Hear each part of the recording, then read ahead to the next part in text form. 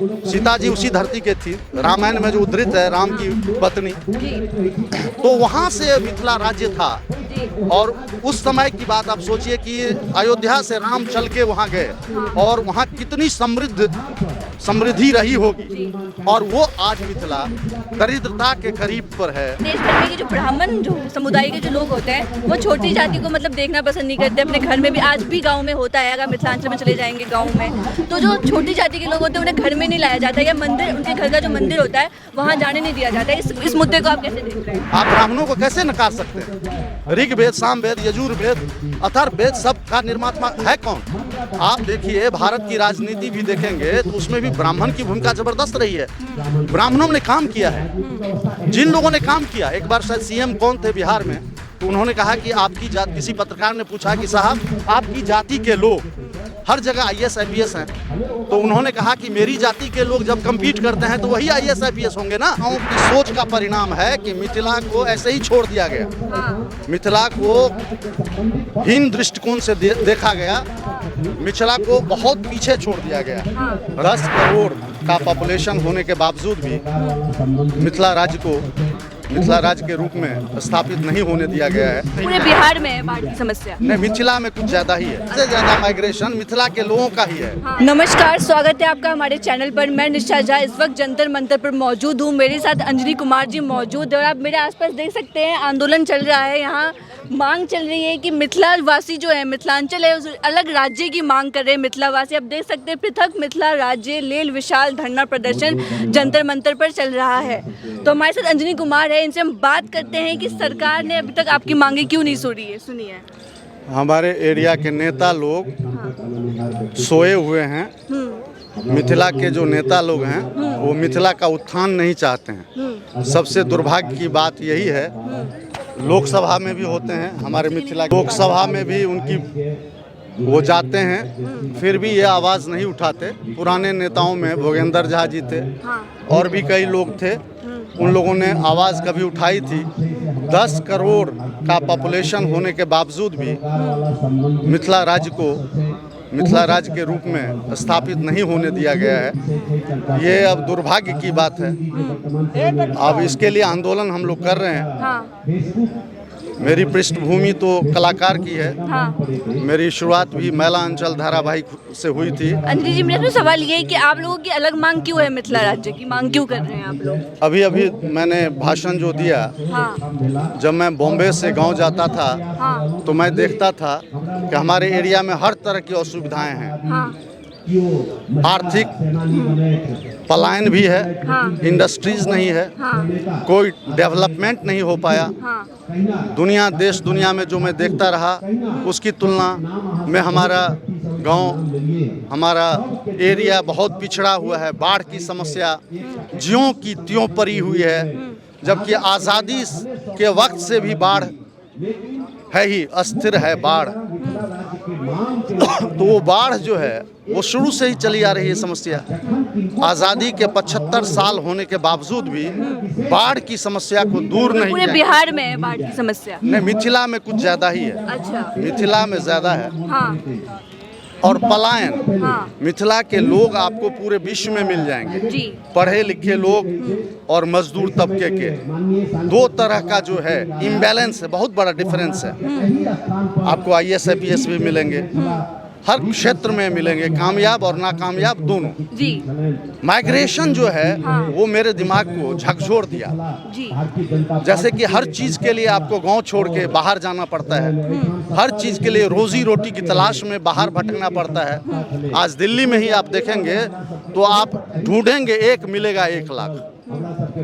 तो ये जो दुर्भाग्य है, इसके लिए हम लोग चाह रहे हैं कि अगर अपना ही राज्य बन जाए तो हम अपना विकास कर सकते हैं। हमारा सर्वांगीण विकास नहीं हुआ है, इसके लिए ही जी। सर, सिर्फ मिथिला से ही लोग प्रवास नहीं करते हैं, पूरे बिहार से ही लोग आते हैं, आपने देखा होगा। पूरे बिहार से आते हैं, लेकिन मिथिला रीजन से सबसे ज़्यादा आते हैं जी। सबसे ज़्यादा माइग्रेशन मिथिला के लोगों का ही है। क्योंकि एग्रीकल्चर डिस्टर्ब हो जाता है, इंडस्ट्रीज नहीं है, उद्योग जितने भी थे, उद्योग धंधे सब बंद हो गए। तो इसलिए आप देखेंगे ना तो मिथिला जो एरिया है ना बहुत पिछड़ा हुआ है। जी, तो इसमें सरकार की कई नाकामयाबी है, गलती रही होगी। संजय लालू यादव रह चुके हैं, नीतीश कुमार है, उन्होंने वही कुछ तो नहीं मैं कह रहा हूँ कि ये नेताओं की सोच का परिणाम है कि मिथिला को ऐसे ही छोड़ दिया गया। हाँ, मिथिला को हीन दृष्टिकोण से देखा गया, मिथिला को बहुत पीछे छोड़ दिया गया। राजनीतिक व्यवस्था जो रही है, राजनीतिक सोच जो रही है मिथिला के प्रति हाँ में हाँ मिलाने वाली रही है। वहाँ के जो नेता लोग भी हैं सब हाँ में हाँ मिलाया, जो केंद्र में रहे या राज्य में रहे, वन मैन शो हुआ, लोगों नेताओं ने हाँ में हाँ जी सर करके मिथिला के लिए बिल्कुल नहीं सोचा। अगर सोचा होता तो ये आंदोलन की क्या जरूरत थी। जी, तो क्या लगता है ये आंदोलन असर पड़ेगा, सरकार क्या करेगी, मांग देगी आपको नया राज्य? ऐसा है ना कि देखिए देश में और भी कई नए राज्य बने, बहुत सारे राज्य बने हैं, उनका पॉपुलेशन, राज्य के बनने के जो फैक्टर्स हैं वो क्या है, पॉपुलेशन, टेरिटरी। तो उस तरह से देखा जाए तो पॉपुलेशन में तो बहुत ज़्यादा है, 10 करोड़ मिथिलावासी है, तो पहला क्राइटेरिया तो फुलफिल करता है। दूसरा टेरिटरी, उसका टेरिटरी भी एक भाग है, पर्टिकुलर भाग है, वो भी रामायण काल से, सीता जी के काल से। सीता जी उसी धरती के थी, रामायण में जो उद्धृत है राम की पत्नी, तो वहाँ से मिथिला राज्य था। और उस समय की बात आप सोचिए कि अयोध्या से राम चल के वहाँ गए और वहाँ कितनी समृद्धि रही होगी, और वो आज मिथिला दरिद्रता के करीब पर है, दरिद्रता के हाशिए पर है। उसमें धर्म, जाति, संप्रदाय की भी भूमिका रही है, राजनीतिक पृष्ठभूमि जबरदस्त रही है। ये दुर्भाग्य। देखा होगा बिहार की स्थिति, जहाँ से सीता जी आती है, जिस राज्य से सीता जी आती है, उस राज्य की हालत आज इतनी बुरी है कि वहाँ शिक्षा, गरीबी, सबसे ज़्यादा गरीब राज्य है बिहार। कैसे देख रहे, तमाम सरकार कोई काम क्यों नहीं कर रही है? क्या लगता है बिहार सबसे अविकसित है? हाँ, बिहार पे जाएंगे तो ऑफकोर्स अविकसित तो है, बिहार में गरीबी है भी है, माइग्रेशन भी है, बेरोजगारी बहुत ज़्यादा है। उसका कारण है फ्यूडल स्टेट रहा है, साम्राज्यवादी विचारधारा के लोग रहे हैं, गरीबों को कुचला भी गया है। बड़ी जाति के लोग छोटी जाति पे माने ऐतिहासिक पृष्ठभूमि जो रही है, ब्राह्मण, हाँ नहीं, वो भी ब्राह्मणवाद नहीं कह सकते। हाँ। देखिए कोई मेरा भाई है और मैं सत्ता में हूँ तो मैं सबसे पहले अपने भाई से बात करूँगा ना, क्या चाहते हो तुम। तो ब्राह्मणों ने बहुत मेहनत किया है, कायस्थों ने बहुत मेहनत किया है। आज़ादी की लड़ाई में ब्राह्मण और कायस्थ, भूमिहार, इन लोगों की भूमिका सर्वश्रेष्ठ रही है। आप ब्राह्मणों को कैसे नकार सकते हैं? ऋग्वेद, सामवेद, यजुर्वेद, अथर्ववेद सब का निर्माता है कौन? आप देखिए भारत की राजनीति भी देखेंगे तो उसमें भी ब्राह्मण की भूमिका जबरदस्त रही है। ब्राह्मणों ने काम किया है। जिन लोगों ने काम किया, एक बार शायद सीएम कौन थे बिहार में, तो उन्होंने कहा कि आपकी जाति, किसी पत्रकार ने पूछा कि साहब आपकी जाति के लोग हर जगह IAS IPS हैं, तो उन्होंने कहा कि मेरी जाति के लोग जब कम्पीट करते हैं तो वही IAS IPS होंगे ना। तो आप समझिए, उनकी कुर्बानी है, उनकी सोच है, उनकी तपस्या है, उनकी त्याग है, समाज के विकास में उनकी भूमिका है। उन्होंने धन भी कमाया है और लोगों को पाला पोसा भी है। अगर जो फॉरवर्ड कहते हैं, अगर उन लोगों में ये भावना नहीं होती तो कमज़ोर को तो कुचल देते ये लोग। तो ऐसी तो नहीं हुई, कहाँ कमज़ोर को कुचला गया। ये जो गलत भावना है वो गलत है। लेकिन बताया जा रहा है देश भर में कि जो ब्राह्मण जो समुदाय के जो लोग होते हैं वो छोटी जाति को मतलब देखना पसंद नहीं करते। अपने घर में भी, आज भी गांव में होता है, अगर मिथिलांचल में चले जाएंगे गांव में, तो जो छोटी जाति के लोग होते हैं उन्हें घर में नहीं लाया जाता, या मंदिर, उनके घर का जो मंदिर होता है वहाँ जाने नहीं दिया जाता। इस मुद्दे को आप कैसे देख रहे हैं? ये बिल्कुल गलत बात है। अब ऐसी बात नहीं है। अब तो मैं यही कहूँगा कि अब न रहे वो पीने वाले, अब न रही वो मधुशाला। ना पीने वाले रहे और न वैसी मधुशाला रही।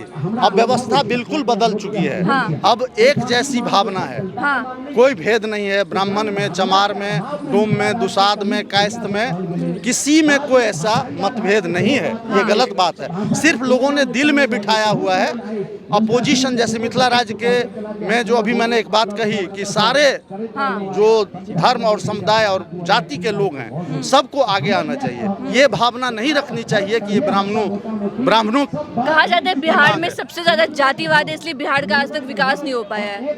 जातिवाद सबसे ज्यादा है वहाँ पे। ये बिल्कुल सही है, अभी भी है, ये मैं मानता हूँ, लेकिन अब कम हो रहा है, अब बहुत कम होने लगा है। लोग जागरूक हो गए हैं, लोग ये समझने लगे हैं कि जिससे हमारा विकास होगा, सर्वांगीण विकास होगा, जिससे पेट की रोटी मिलेगी, वो काम करो। जो पार्टी अच्छा काम करेगी वो काम, उसका साथ दो, ऐसी भावना आ गई है। आखिरी सवाल ये कि नरेंद्र मोदी आप लोगों की जो मांग है अलग राज्य की, मिथिला का अलग राज्य, पूरा होगा क्या लगता है? नरेंद्र मोदी साकार हो पाएंगे? हाँ, नरेंद्र मोदी जी ने तो कुछ बोला है, आश्वासन दिया है, निश्चित मांग पूरी होगी, मिथिला राज्य बन के रहेगा। वो तो बिहार में भी आए थे, उन्होंने मैथिली में बोला भी था। हाँ, बिल्कुल, वो समझदार नेता हैं और भावुक भी हैं। उनको महसूस होने लगा है कि मिथिला राज्य होना चाहिए। पॉपुलेशन भी और टेरिटरी और भी चीज़ों को लेके उन्होंने गौर किया है और उनका समर्थन भी है, एक तरह से कहा जा सकता है। शुक्रिया सर। तो ये थे हमारे साथ अश्विन कुमार जी। जैसा कि आप लोग देख रहे हैं, जंतर मंतर में मेरे पीछे प्रदर्शन चल रहा है। बिहार में जो एक जगह है मिथिलांचल, जिस मिथिलांचल वासी अलग राज्य की मांग कर रहे हैं। वो चाहते हैं कि मिथिला जो है, मिथिला वासी जो है वो एक अलग राज्य में तब्दील हो जाए। लोगों की तमाम मांगे कि मिथिला में सबसे ज़्यादा गरीबी और बाढ़ की समस्या और शिक्षा की समस्या सबसे ज़्यादा है, इसलिए इन लोगों की मांग है कि मिथिला को एक अलग राज्य दिया जाए। तो ये आप देख रहे थे हमारे चैनल की रिपोर्ट। अगर आपको हमारा वीडियो अच्छा लगे तो लाइक, शेयर, सब्सक्राइब जरूर करें।